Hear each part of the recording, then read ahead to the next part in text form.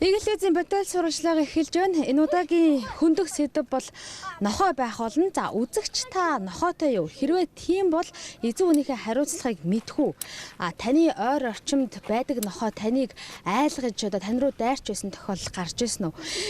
За яагаад гэвэл өнгөрсөн одоо энэ 3 дугаар сарын 16-ны өдөр Дундад Аз үйлдвэрийн нохой 5 настай хүүрүү дайрч амьд нь хүрсэн хэрэг гарсан.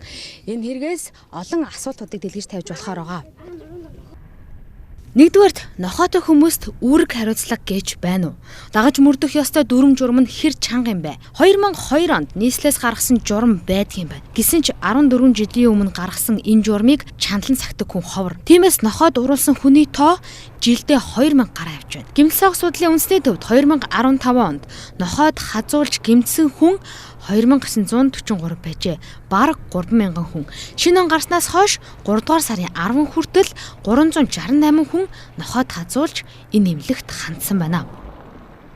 Тэрнээс бол мэдээж шуурхай удирдлагын төвөөр дамжуулж манай дуудлага орж ирдэг. Хүүхдийн дуудлага бол тусдаа цаасаар орж ирдэг тийм. Гэтэл тэрэнд бол нөгөө тандалт гэж байдаг л да. Одоо нохоонд хазуулсан дуудлагын тандалт гэдэг.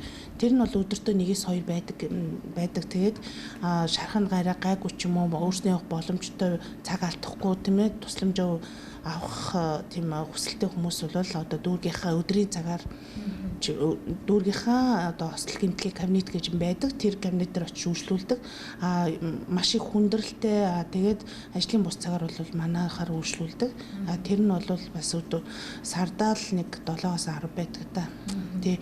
Үүнээс гадна одоо манай нийслэлийн түргэн тусламжийн төв бол манайх нийслэл хэмжээнд дуудлагаар очиж үйлчлдэг эмч, сувилагч, жолооч нар байдаг л да. Гэтэл манай дээр бол бас энэ ч бас одоо маш их эрсдэл дагуулсан нэг сэдв болчиход байгаа. Яагаад гэвэл тухайн айлд одоо гэр хороолч манай бол баг 60-70% гэр хорооллоо байгаа шүү дээ. Тэгээд яваад очиход тухайн айл дандаа хашаанда нохойтой ганц нохойгоор тогтохгүй маш их олон нохойтой байдаг байхгүй. Тэгээд тухайн дуудлаганд очиход нохоонд хазуулна эсвэл нөгөө айл манай нохоо зүгээргээ оруулангууд нөгөөдг нь мэдээж гадны хүнийг харуул дайрна. Тэгээд чинь нэгдүгээр хоёрдугаар чинь адгуус тийм ээ. Адгуус гэдэг юм чи ямар хүн хэлээрээ ингээд чи зүгээрээ гэд ингээд байна гэж бол байхгүй. Тэгэхээр нохоонд хазуулах уруулах тохиолдол манай эмчнэрд бол маш их тохиолддог.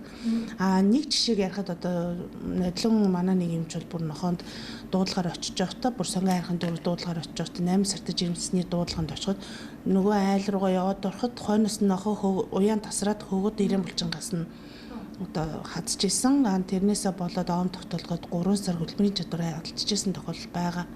Ер нь нохоонд хөөгдөөгүй, нохоонд хазуулаагүй ийм тохиолдсон эмчнэр бол манад байхгүй. Бүгд л ямар нэгэн байдлаар өртдөг. Та хоёрыг ингээд хичээлдээ явж байхад ч нохоо дайрж исэн тохиолдол байгаа юу? Байгаа. Тэгээд яасан гайгүй юу, хазаагүй юу, гайгүй өнгөрсөн үү? Тий. Миний энэ авд ингээ хазаад өнгөрцөн. Тэгээд чи гайгүй юу? Зүгээр гайгүй. Тэгээ ингэгээр ингээ боолгоод тэгээд зүгээр. Ер нь тиймэрхүү тохиолдол их гардгуу. Найз нөхөд чинь ангийнханд чинь энэ төр их гардаг. Тэгээд та хоёр яад юм хүнээр тосуулдаг юм өөртөө л явчихдаг юм уу хичээл рүү? Тий. Айхгүй нохооноос. Айн нэстэй тийм ээ. Ямар нэгэн бие хамгаалах юм хом авч явдаг уу мод чулуун боловч явдаг. Ер нь бол хэрэгтэй бах тийм ээ тийм юм. За сургууль нь хэр хоол юм? Яг эндээс хол ханы материалд тий. Тийм үү. Тэгэхээр нэлээд алхах юм байна те. Автобусны буудлын руу алхаад автобусан сууж явдаг уу? Тий. Автобусны буудлын руу явж байгаа тэнцээ яг нэг галзуур гэж нохоо байд. За. Тэнцээ нүглээ болгон дайраад зогсож ит. Тийм үү ямар амар юм. Тэгээд уяатай байд юм уу тэр нохоо? Уяагүй сул байдаг юм уу? Тэгээд ямар амар юм бэ? Эзэнд нь хэлчихсэн үү? Аав ээж нь анхааруулж ирсэн үү? Нохооноос болгоомжлоорой тэргээд. Үгүй юу. Аав ээж хоёр нь одоо жишээ нь одоо ингээд хичээлдээ явахдаа ингээд нохооноос болгоомжлоорой гэж захиддаг. Захидаг яваарай гэх тийм ээ. Захин тийм ээ. Тэгвэл нийслэл яг хичнээн нохоотой юм бэ. Яг баримттай тоо хамгийн сүүлийнхэр байгаа нь 67120. 2014 онд гаргасан энэ тоо 2004 оныхоос 19000 орчмоор нэмэгдсэн тоо юм. Бид нийслэлийн статистикийн газраас ярилцлага авах гэсэн боловч зөвшөөрөөгүй. Энэ газрын цахим хуудсанд мэдээлсэн статистик тоог танд үзүүлж байгаа нэ. Гэхдээ энэ тоо хар ухаанаар бодсон ч бага байгаа юм. Албан бус тоогоор золбин нохой 300 гаруй мянга, гэрийн тэжээвэр нохой 210 мянга гаруй. Нийлээд 500 мянган нохой нийслэлийн хэмжээнд байна. Энэ бол 2 хүнд 1 нохой ноогдох хэмжээний тоо баримт юм а. ер нь бол одоо улсын байгууллагууд тийм ээ яг нохоо тичнээ нохоо нийслэлд байна. Тичнээ муур байна шиг юм. Тийм яг тийм баримттай албан ёсны тоо гэж юм байна уу? Тийм яг тийм тоонууд гарсан байт юм лээ. Гэтэ тэр бол биднээсийн харж байгаагаар бол яг тийм бодит тоо бол биш байгаа байхгүй. Тийм.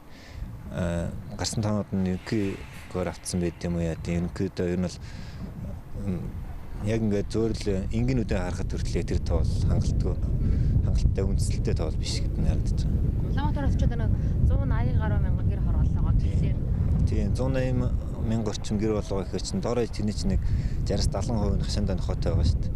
Тэгэхээр тэгээд тооцоод үзэхэд хэдэн мянган нохоо зүгээр л цөнгөрөө болт байна гэж тооцсон байна. Тэгээд энэ гэр болоо нохот чинь нохоотой айлуудын бас одоо хариуцлага эзний ухамсар гэж юм хангалттай биш юм л та. Одоо хашаандаа охин нохоотой айлууд байна. Гэр нохоотой айл тэрнээс нь суул тавьчин энэ нь үржин гүлгэнүүд нь яаж юм гэхээр гаргаад төрүүлээ ичдэг. Тэгэхээр ерөөсөө л одоо сүүлийн 20 жил золбон нохоогийн тоог бууруулж ийн гэж нохоо устгал буудлага явуулаад байдаг. Тоон багасгүй байна. Энэ чи юуны ямар цаана өнөө угсааны юу вэ гэхээр ерөөсөө хашааны айлууд л нохоонд хариуцлах ганцхан юм л үрдэн байл та.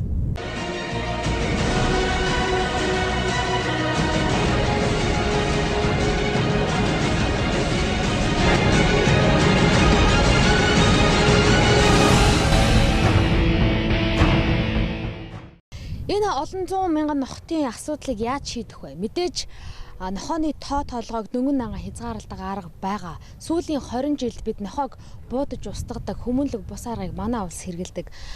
Энэ ажилд жилдээ бас тодорхой хэмжээний мөнгөн дүн зарцуулдаг. Гэлээгээд нохооны тоо толгой буурсан уу гэвэл үгүй.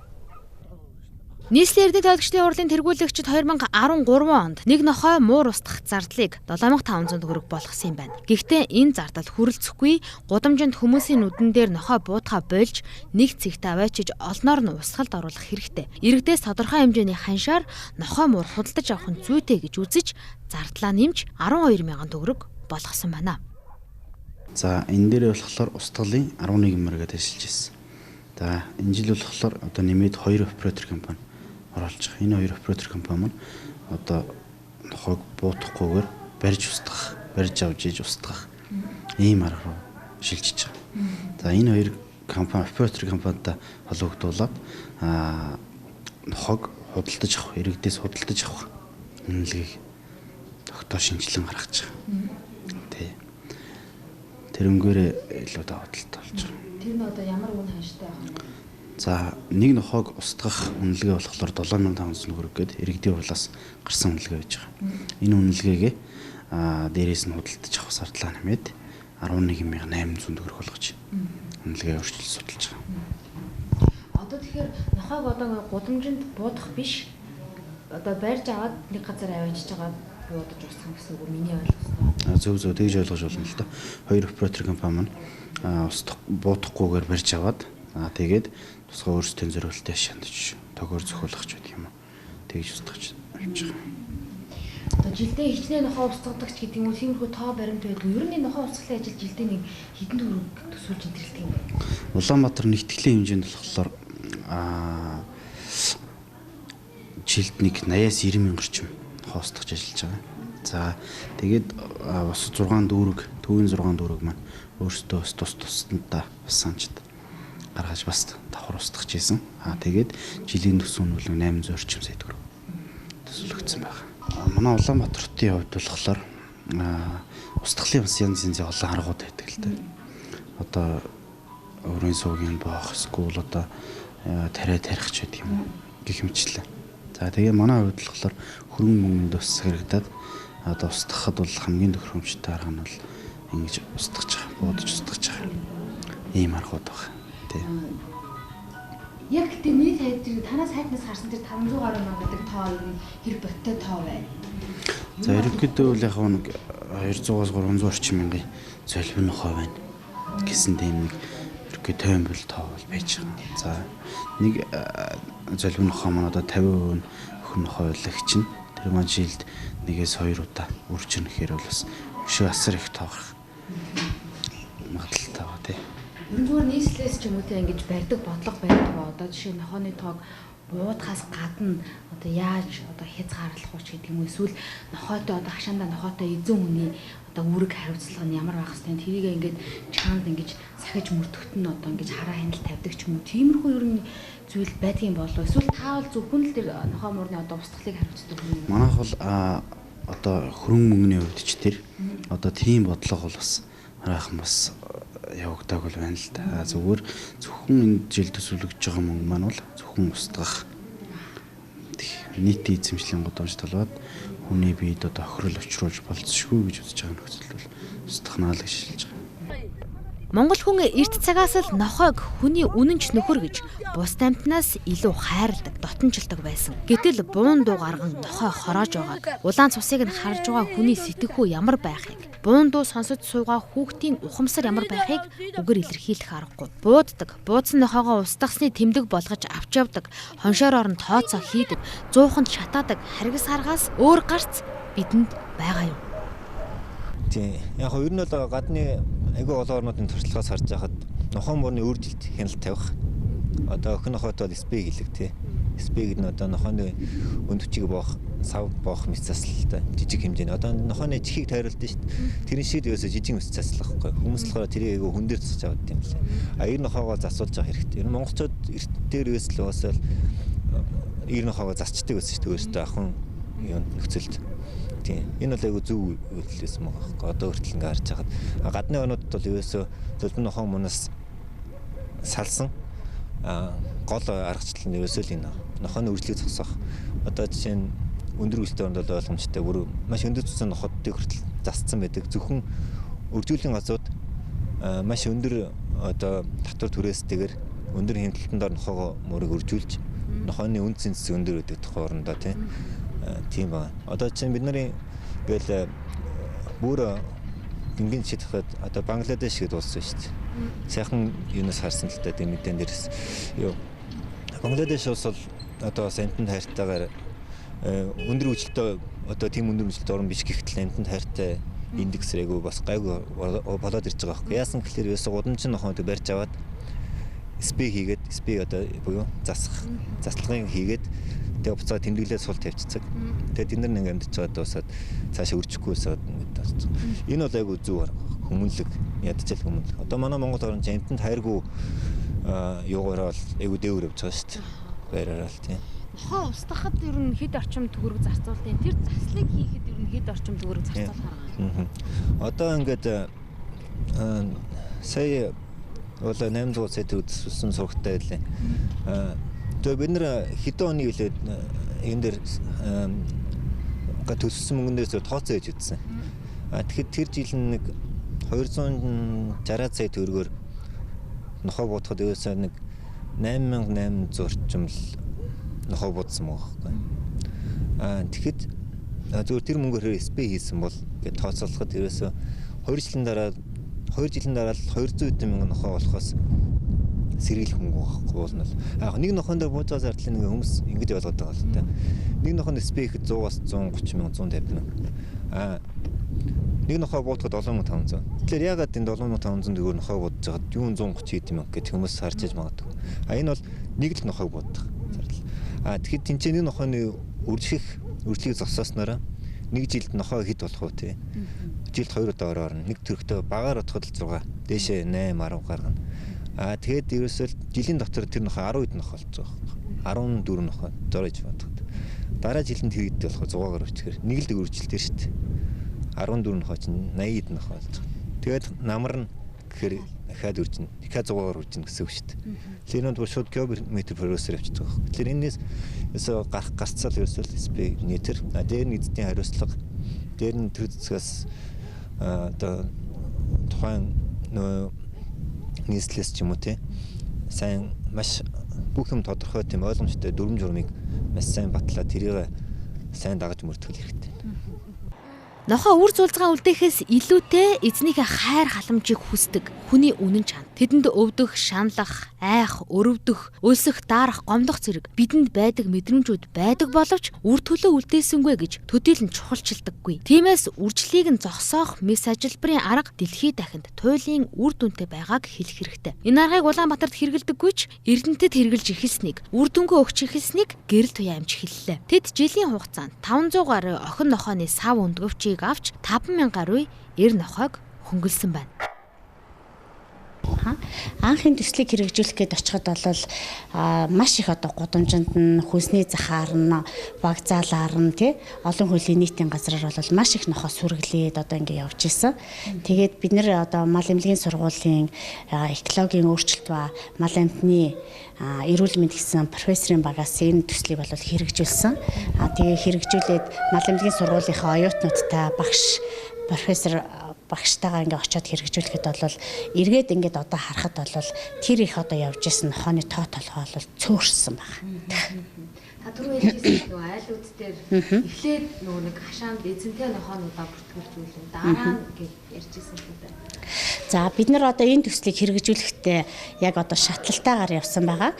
Эхлээд бол бид нар эзэнтэй айлуудын одоо гэр хорооллын айлуудаар нь яваад нохоонуудыг яг бүртгэлжүүлээд пайзжуулаад тэгээд эр нохоог нь яг дартуу шабын аргаар хөнгөлөөд тэгээд охин нохоогоо одоо өөрөө үргэлжлүүлж тижээе гэж байгаа айлын нохоог бол эмнэлэг дээрээ авчираад сав өндөвчийг нь аваад буцаагаад эзэнд нь авчиж өгч ирсэн.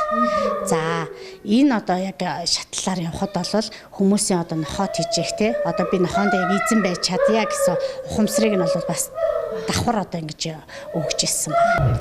Ер нь бол нохоо бол хүний ана үнэн чанд тийм ээ. Тэгээ бид нар одоо үнэн чандаа тэгээ шууд ингээ буудаад устгах гэдэг бол бас айгүй буруу зүйл. Бид нар залуу хооч үедээ те айгүй буруу үлгэр дуурайл үзүүлж байгаа. Одоо бол бид нар те жижиг амтны малын эмч нар тийм ээ. Одоо мэрэгсэн төвшөнд ажиллаж чадж байна. Мэс засал хийж чадж байна. Мал эмнэлгүүд олширч байна. Тэгэхээр одоо энэ боловсон хүчний ашиглаад инэрэнгүй аргаар энэ тоо толгойг нь бууруулах юм бол бас те хүмүүс ингэдэг юм байна. Одоо бол гадны хөгжилтэй орнууд бол нэг айл нохоо аваад хижээлээ гэхэд заавал мал эмнэлэг дээрээ ирээд үржүүлэх ёсгүй. Цав өндгөвчийг ахуулъя, хөнгөлүүлъя гэдэг ингээд өөрсдөө бүр ингээд ухамсартайгаар ирдэг болсон байгаа. Тэгэхээр бид нар залуу хооч үеүдтэй энэ ухамсарыг бол яг зөв ингэж сурах хэрэгтэй байна л гэж хэлмээр. Би бас нэг уншижсэн юм ба. Нохоо бол нэг үр хойчоо үлдээхийн төлөө төдийлөн нэг айхтар санаа зовоод байдаг. Гол нь л хүнд одоо ингээ хайрлагдаад нэг ингээл хүнтэй ингээл найзлан нөхөрлөө ингээд ойрхон байвал өөрсөнд нь одоо сайхан байдаг. За учиргүй ингээл үр төлөө үлдээчих юмсан гэдэг ийм хүсэл эрмэлзэл нохоод нэг байдаггүй гэж би сонсч байсан л да. Нөгөө нохооны зан арга шиг танд. Нохооны одоо нохоо бол тийм ээ. Одоо бид нар гудамжнаас нэг нохоо олж ирээд те өвдөж зовцсон нохоо олж ирээд хайрлаад өвчнийг нэдгээгээд ингээд л нүдэнд нь бүр өөрөө ирэхгүй ингээд нэг гал цог хасдаг те. Тэгээд тэр нохоо бол те би одоо ингээд гүлгэлсэнгүү, эр нохоотой нийлсэнгүү, охин нохоотой нийлсэнгүү сэтгэл санаагаар унаал хямраад байна гэж бол байхгүй. Хүмүүс бид нар өөрсдөө л өмнөөс нь тэгж бодоод байдаг. Тэгээд нохоог бол яг өөрт нь л одоо те хоолж унтлаад яг сайхан зөв орчин тижээ ингээд явах нь бол тухайн нохоонд бол аз жаргал байгаа. Түүнээс бол одоо хүмүүсийн нэг ойлголт бол буруу ойлгоод байгаа. Манайхан яагаад вэ гэхээр нэг нохоо авчаад хөөрхи энийг одоо гүлэглүүлэхгүй бол болохгүй. Охин нохоо юм чинь, охин амтын юм чинь заавал гүлэглүүлчихье гэд ингээд байдаг. Энэ бол ерөөсөө буруу. Та нохоо авсан л бол юу тийм ээ? Ирээд одоо мал эмнэлэг дээр хандаад малын эмчээс зөвлөгөө авах хэрэгтэй. Үржлийн газар гэж одоо тустай байгаа. Тэд нар нь бол үржүүлж болно. Түүнээс хувь хүн бол заавал үржүүлэх ёсгүй гэдгийг хэлмээр байна. Эргээд эзэн хүний хариуцлагын асуудлаар нэвтрүүлгээ чиглүүлье. Хүүхдийн аминд хүрсэн нохойн эзэн 5 хүртэлх жилийн ял авах юм хууль байдаг гэж цагдаагийн байгууллага хэлсэн. За гэхдээ үүнээс илүү урьдчилан сэргийлэх хариуцлага байх ёстой. Гэр хорооллын айл өрхийн 60 гаруй хувь нь хашаанда нохойтой. Гэхдээ нохойнд хайртайдаа биш эдгөрөнгөө мануулах гэж нохой тижээдэг. За ингээд гүлгтэй олчих юм бол гудамжинд гаргаад хайчих нь охин гүлэг байвал бүрч үзэхгүй хаалганыхаа цаана үлдээн. Тэр нь гудамжинд гарч өсч үржин. За зодоонч нохтын тухай гэх юм бол харахад сүртэй хашаага мануулахад хэрэгтэй гэж авч тэжээн эцэстээ хүний аминд хүртэл хүрнэ. Таасан эцтэй хариуцлага гэд хэлж дээ л да. Жишээ сая тэр дундад дааз нохоо л нэг хүүхдийг бариад одоо аминд хүрчлээ шүү дээ тий. Харамсалтай юмсан мэлээ тий. Тэгэхээр жишээ нь тийм дундад дааз үйлдвэр нь тийм зодоомч нохоо ч юм уу тий. Та түрүү бас хэлжсэн татвар төлдөг маягаар тий ингэж тэжээдэг. Тийм тогтолцоо руу шилжих шаардлага байна. Тий. Ер нь л яг гадны орнуудад зөвхөн захиал гадны орнуудад жишээ аваад юм л та. Юу гэхээр тиймэрхүү хамгаалтын чиглэлийн тийм нохоог бол тустай зөвшөөрөл аваад татвар төрөөс нь төлөөд тэгж хийжээд юм билээ. Тэгэхээр тэр зарчим руу бас шилжих хэрэгтэй байгаа юм л та. Тэгэхгүй бол одоо ингээд сайхан нэг бичлэг явж байгаа хідэн бүр жоохон 500 ангийн хүүхдүүд ингээд хоёр том дундад даазыг хашаандаа зодтолдуулаад бичлэг хийцэн тийм. Энэ бол хүүхдийн хүмүүжилтч болон нөгөө талаас аюулгүй байдал талаас адсан юм болохгүй л байгаа байхгүй. Тэгэхээр энэ нохоог үржилтээр маш өндөр хяналтандаар үржүүлгээ явуулдаг. Эзэдүүд нь маш хариуцлагатай. Тийм л хэрэгтэй. Дурын хүн аваад байхаар хямдхан үнэтэй биш байх хэрэгтэй байхгүй тийм. Яг энэ дээр одоо чинь ингээд яг гаднаас өндөр төсний гой нохоо авчираад тийм одоо сайн тижээж одоо Монголын нохоос хөгжүүлэх гэж байгаа хүмүүс байгаа. Тэр хүмүүс маань хичээгээд байдаг. Хажуугаар нь ингээд зөвөр хамаагүй үржүүлэл гүлгийн нэмтэн зараад байгаа бас нэг хэсэг нөхдүүд байгаа байхгүй. Тэрнэр дээр одоо хяналт явах хэрэгтэй юм л та.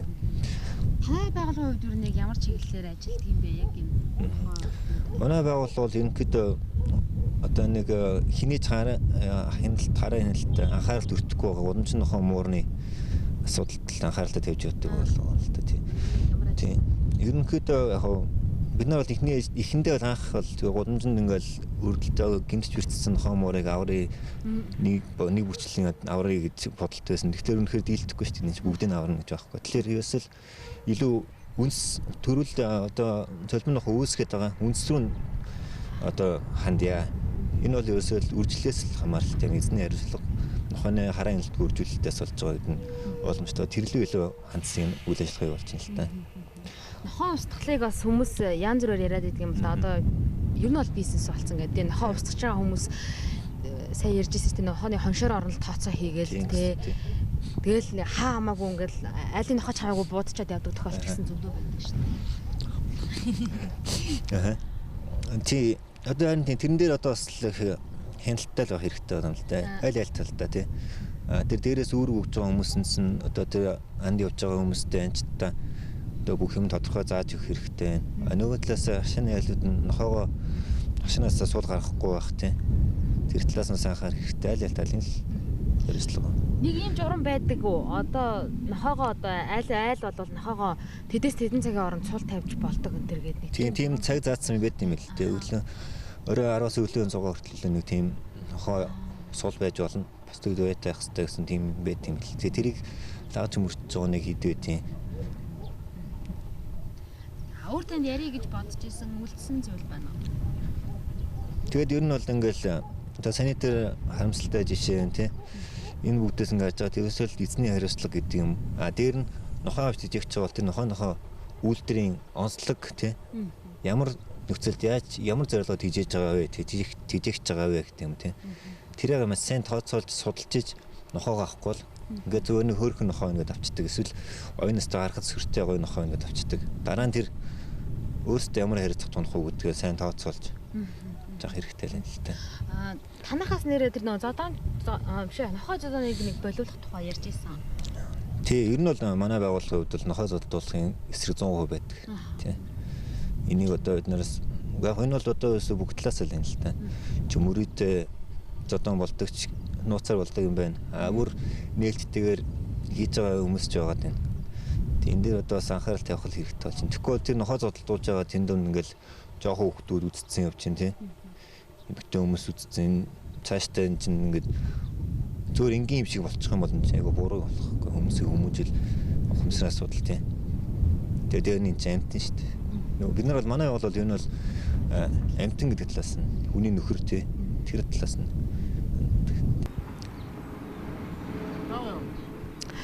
Адгуустай хэлнийг биш гэж манай ээж хэлдэг юм. Тиймээс жилдээ 2000-аас 3000-аараа хүмүүсээ гэмтээж магадгүй заримынх нь амьд хүрч байгаа энэ асуудлыг зохицуулах зүй ёсны шаардлага байна. Бодол сурвалжлах энэ удаагийн дугаараараа хотын нохтын талаар хөндлөө анхаарал хандуулсанд баярлалаа.